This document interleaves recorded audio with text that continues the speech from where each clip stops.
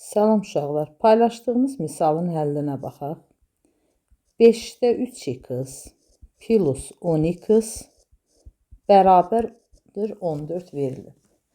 Bizdən nəyi soruşur? 10-da 3x plus 5x-in cavabı.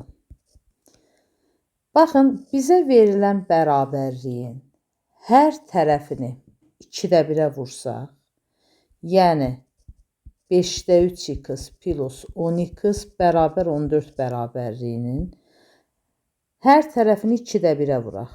Baxın, birinci tərəfi də vurduq 2-də 1-ə, ikinci tərəfi də.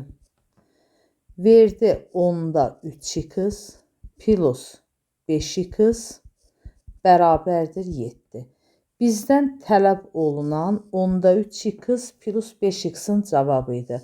Və bu da alınır ki, 7-yə bərabərdir. Sadəcə testdə Y variantı düşmədiyinə görə cavabda aydın görə bilməmişsiniz.